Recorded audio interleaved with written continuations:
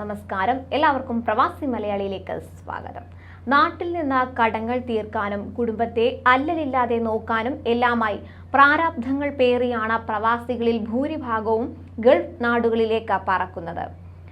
അവിടെ ചെന്നാലാകട്ടെ ജോലി സമ്മർദ്ദവും മറ്റുമായി കുടുംബത്തെ ഓർത്ത് പ്രവാസികൾ ഓരോ ദിവസവും തള്ളി നീക്കുകയാണ്.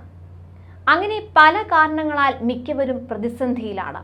ചിലർ മാനസിക സമ്മർദ്ദം താങ്ങാനാകാതെ സ്വയം ജീവനൊടുക്കുന്നു.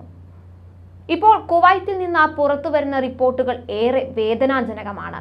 കഴിഞ്ഞ 7 വർഷത്തിനിടെ രാജ്യത്ത് ആത്മഹത്യ ചെയ്തതിൽ 55% ഇന്ത്യക്കാരാണെന്നാണ് റിപ്പോർട്ട്.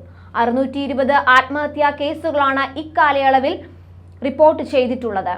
ആഭ്യന്തര മന്ത്രാലയത്തിന്റെ കണക്കുകളെ ഉദ്ധരിച്ച് പ്രാദേശിക ദിനപത്രമാണ് കണക്കുകൾ സംബന്ധിച്ച റിപ്പോർട്ട് പുറത്തുവിട്ടിരിക്കുന്നത്. ആകെ 54 ആത്മഹത്യാ കേസുകൾ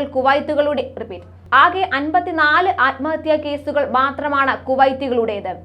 53 ബംഗ്ലാദേശികളുടേതുമാണ്. ഇതിൽ 342 ആത്മഹത്യാ കേസുകളും ഇന്ത്യക്കാരുടേതാണ്.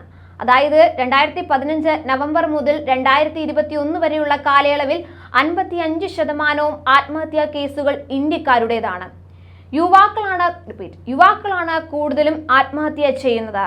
ആത്മഹത്യ ചെയ്തവരിൽ 60% 19-35 വയസ്സിനും ഇടയിൽ പ്രായമുള്ളവരാണ്.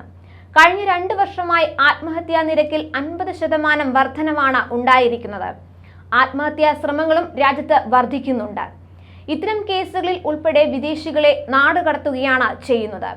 ഈ കണക്കുകൾ എന്തായാലും പ്രവാസി കുടുംബങ്ങളെ ഒന്നടങ്കം ആശങ്കപ്പെടുത്തുന്നത് തന്നെയാണ്. കൂടുതൽ പ്രവാസി വാർത്തകൾക്കായി ഈ ചാനൽ സബ്സ്ക്രൈബ് ചെയ്യുക.